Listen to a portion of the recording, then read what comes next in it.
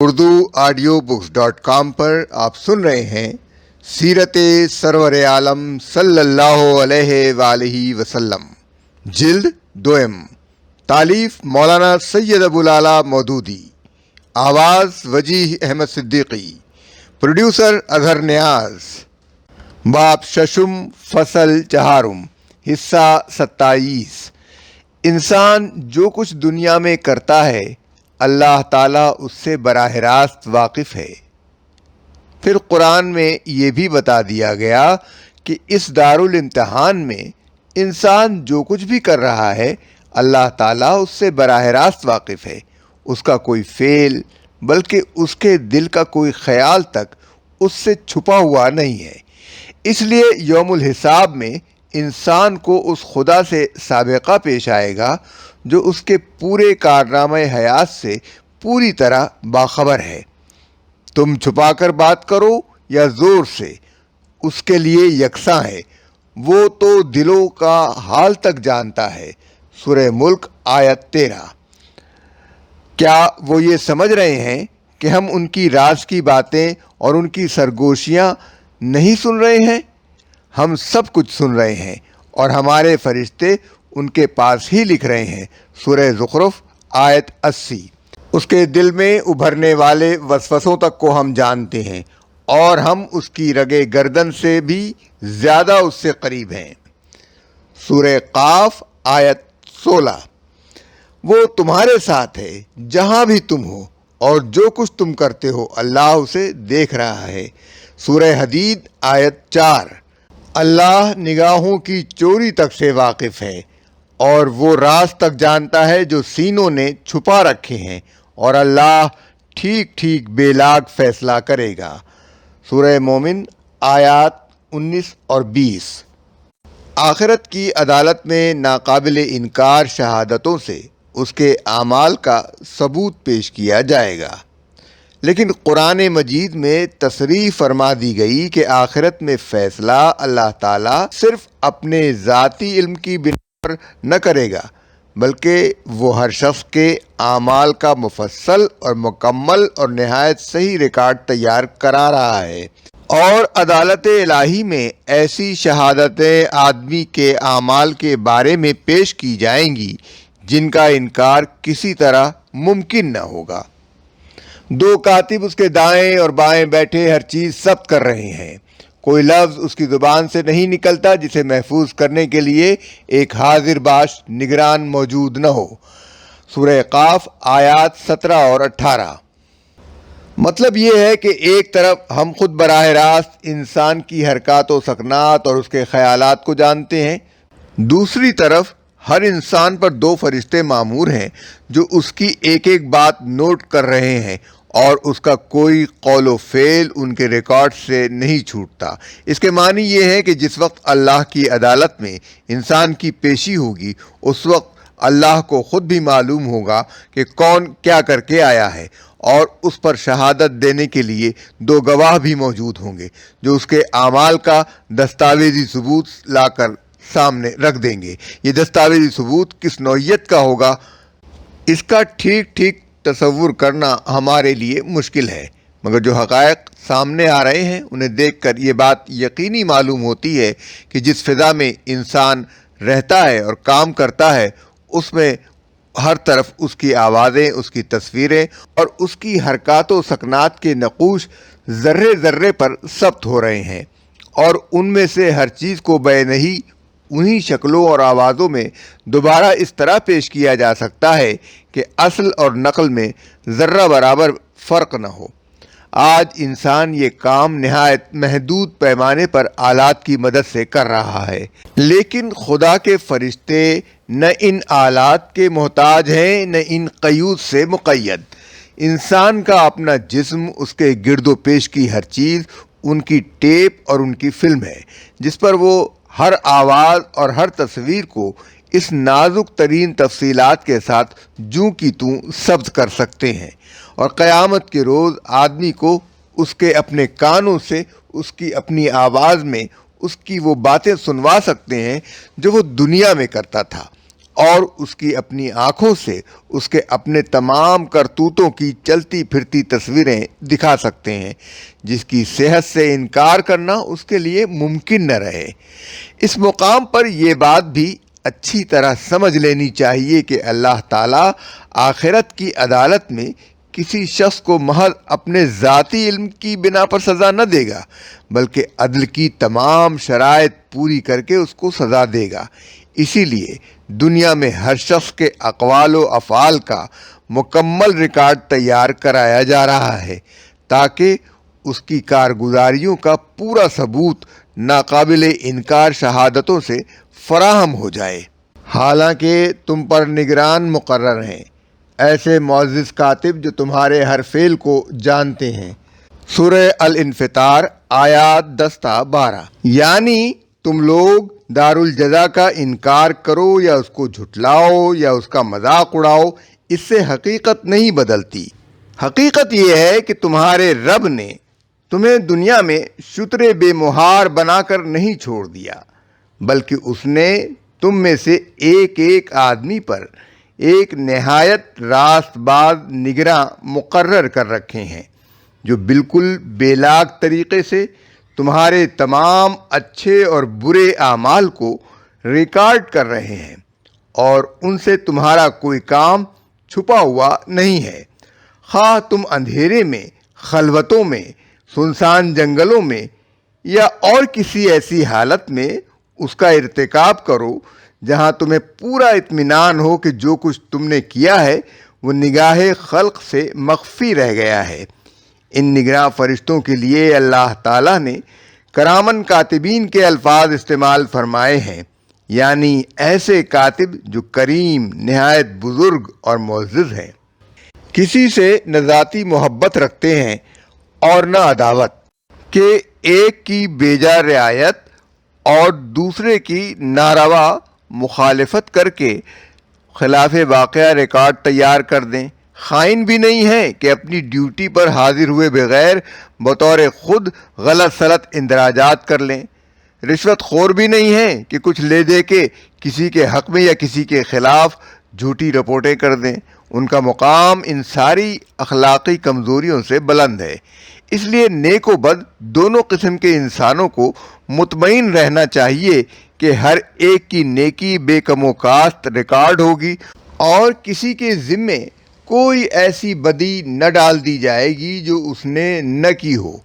پھر ان فرشتوں کی دوسری صفت یہ بیان کی گئی ہے کہ جو کچھ تم کرتے ہو اسے وہ جانتے ہیں، یعنی ان کا حال دنیا کی CID اور اطلاعات انٹیلیجنس کی ایجنسیوں جیسا نہیں ہے کہ ساری تگ و دو کے باوجود بہت سی باتیں ان سے چھپی رہ جاتی ہیں۔ وہ ہر ایک کے اعمال سے پوری طرح باخبر ہیں، ہر جگہ ہر حال میں ہر شخص کے ساتھ اس طرح لگے ہوئے ہیں کہ اسے یہ بھی معلوم نہیں ہوتا کہ کوئی اس کی نگرانی کر رہا ہے، اور انہیں یہ تک معلوم ہوتا ہے کہ کس شخص نے کس نیت سے کوئی کام کیا ہے۔ اس لیے ان کا مرتب کردہ ریکارڈ ایک مکمل ریکارڈ ہے، جس میں درج ہونے سے کوئی بات رہ نہیں گئی ہے۔ اسی کے متعلق سورہ کہف آیت 49 میں فرمایا گیا ہے کہ قیامت کے روز مجرمین یہ دیکھ کر حیران رہ جائیں گے کہ ان کا جو نامہ اعمال پیش کیا جا رہا ہے اس میں کوئی چھوٹی یا بڑی بات درج ہونے سے نہیں رہ گئی ہے۔ جو کچھ انہوں نے کیا تھا وہ سب جوں کا تو ان کے سامنے حاضر ہے، اور زمین اپنے اندر کے سارے بوجھ نکال کر باہر ڈال دے گی، اور انسان کہے گا کہ یہ اس کو کیا ہو رہا ہے۔ اس روز وہ اپنے اوپر گزرے ہوئے حالات بیان کرے گی، کیونکہ تیرے رب نے اسے ایسا کرنے کا حکم دیا ہوگا۔ سورہ زلزال آیات 2 تا 5۔ یہ وہی مضمون ہے جو سورہ انشقاق آیت 4 میں اس طرح بیان کیا گیا ہے، جو کچھ اس کے اندر ہے اسے باہر پھینک کر خالی ہو جائے گی۔ اس کے کئی مطلب ہیں۔ ایک یہ کہ مرے ہوئے انسان زمین کے اندر جہاں جہاں جس شکل اور جس حالت میں بھی پڑے ہوں گے ان سب کو وہ نکال کر باہر ڈال دے گی، اور بات کا فقرہ اس پر دلالت کرتا ہے کہ اس وقت ان کے جسم کے تمام بکھرے ہوئے اجزاء جمع ہو کر اثر نو اسی شکل و صورت میں زندہ ہو جائیں گے جس میں وہ پہلی زندگی کی حالت میں تھے، کیونکہ اگر ایسا نہ ہو اور وہ بالکل ہی نئے آدمی ہوں تو وہ یہ کیسے کہیں گے کہ زمین کو یہ کیا ہو رہا ہے؟ نئے آدمیوں نے زمین کی پہلی حالت کو دیکھا ہی کب ہوگا کہ وہ یہ کہہ سکیں؟ دوسرا مطلب یہ ہے کہ صرف مرے ہوئے انسانوں ہی کو وہ باہر نکال پھینکنے پر اکتفا نہ کرے گی، بلکہ ان کی پہلی زندگی کے افعال و اقوال اور حرکات و سکنات کی شہادتوں کا جو انبار اس کی تہوں میں دبا پڑا ہے، اس سب کو بھی وہ نکال کر باہر ڈال دے گی۔ اس پر بات کا یہ فقرہ دلالت کرتا ہے کہ زمین اپنے اوپر گزرے ہوئے حالات بیان کرے گی۔ تیسرا مطلب بعض مفسرین نے یہ بھی بیان کیا ہے کہ سونا، چاندی، جواہر اور ہر قسم کی دولت جو زمین کے پیٹ میں ہے، اس کے بھی ڈھیر کے ڈھیر وہ باہر نکال کر رکھ دے گی، اور انسان دیکھے گا کہ یہی ہیں وہ چیزیں جن پر وہ دنیا میں مرا جاتا تھا، جن کی خاطر اس نے قتل کیے، حقداروں کے حقوق مارے، چوریاں کی، ڈاکے ڈالے، خشکی اور تری میں قذاقیاں کیں، جنگ کے مارکے برپا کیے اور پوری قوموں کو تباہ کر ڈالا۔ آج وہ سب کچھ سامنے موجود ہے اور اس کے کسی کام کا نہیں، بلکہ الٹا اس کے لیے عذاب کا سامان بنا ہوا ہے۔ دوسرے فقرے میں انسان سے مراد ہر انسان بھی ہو سکتا ہے، کیونکہ زندہ ہو کر ہوش میں آتے ہی پہلا تاثر ہر شخص پر یہی ہوگا کہ آخر یہ کیا ہو رہا ہے۔ بعد میں اس پر یہ بات کھلے گی کہ یہ روز حشر ہے، اور انسان سے مراد آخرت کا منکر انسان بھی ہو سکتا ہے، کیونکہ جس چیز کو وہ غیر ممکن سمجھتا تھا وہ اس کے سامنے برپا ہو رہی ہوگی اور وہ اس پر حیران و پریشان ہوگا۔ رہے اہل ایمان تو انہیں کوئی حیرانی و پریشانی نہ ہوگی، اس لیے کہ سب کچھ ان کے عقیدہ و یقین کے مطابق ہو رہا ہوگا۔ تیسرے فقرے میں فرمایا گیا ہے کہ زمین اپنے حالات سنائے گی، کیونکہ اس کے رب نے اسے ایسا کرنے کا حکم دیا ہوگا۔ حضرت ابو ہریرہ رضی اللہ تعالیٰ عنہ کی روایت ہے کہ رسول اللہ صلی اللہ علیہ وآلہ وسلم نے یہ آیت پڑھ کر پوچھا، جانتے ہو اس کے وہ حالات کیا ہیں؟ لوگوں نے عرض کیا، اللہ اور اس کے رسول کو زیادہ علم ہے۔ فرمایا، وہ حالات یہ ہیں کہ زمین ہر بندے اور ہر بندی کے بارے میں اس عمل کی گواہی دے گی جو اس کی پیٹھ پر اس نے کیا ہوگا۔ وہ کہے گی کہ اس نے فلاں فلاں دن فلاں کام کیا تھا۔ یہ ہیں وہ حالات جو زمین بیان کرے گی۔ مسند احمد، ترمذی، نسائی، ابن جریر، عبد بن حمید، ابن النظر، حاکم، ابن مردویہ، بہیقی فی الشعاب۔ حضرت ربیعہ الحرشی کی روایت ہے کہ حضور صلی اللہ علیہ وآلہ وسلم نے فرمایا، ذرا زمین سے بچ کر رہنا، کیونکہ یہ تمہاری جڑ بنیاد ہے، اور اس پر عمل کرنے والا کوئی شخص ایسا نہیں ہے جس کے عمل کی یہ خبر نہ دے، خواہ اچھا ہو یا برا۔ معجم الطبرانی۔ حضرت انس رضی اللہ تعالیٰ عنہ بیان کرتے ہیں کہ رسول اللہ صلی اللہ علیہ وآلہ وسلم نے فرمایا، قیامت کے روز زمین ہر اس عمل کو لے آئے گی جو اس کی پیٹھ پر کیا گیا ہوگا۔ پھر آپ صلی اللہ علیہ وآلہ وسلم نے یہی آیات تلاوت فرمائیں۔ ابن مردویہ، بہیقی۔ حضرت علی رضی اللہ تعالیٰ عنہ کے حالات میں لکھا ہے کہ جب آپ بیت المال کا سب روپیہ اہل حقوق میں تقسیم کر کے اسے خالی کر دیتے تو اس میں 2 رکعت نماز پڑھتے اور پھر فرماتے، تجھے گواہی دینی ہوگی کہ میں نے تجھ کو حق کے ساتھ بھرا اور حق کے ساتھ ہی خالی کر دیا۔ زمین کے متعلق یہ بات کہ وہ قیامت کے روز اپنے اوپر گزرے ہوئے سب حالات اور واقعات بیان کر دے گی، قدیم زمانے کے آدمی کے لیے تو یہ بڑی حیران کن ہوگی۔ آخر زمین کیسے بولنے لگے گی، لیکن آج علوم طبعی کے انکشافات، سنیما، لاؤڈ اسپیکر، ریڈیو، ٹیلی ویژن، ٹیپ ریکارڈر، الیکٹرانکس وغیرہ ایجادات کے اس دور میں یہ سمجھنا کچھ بھی مشکل نہیں ہے کہ زمین اپنے حالات کیسے بیان کرے گی۔ انسان اپنی زبان سے جو کچھ بولتا ہے اس کے نقوش ہوا میں، ریڈیائی لہروں میں، گھروں کی دیواروں اور ان کے فرش اور چھت کے ذرے ذرے میں، اگر کسی سڑک یا میدان یا کھیت میں آدمی نے بات کی ہو تو ان سب کے ذرات میں ثبت ہیں۔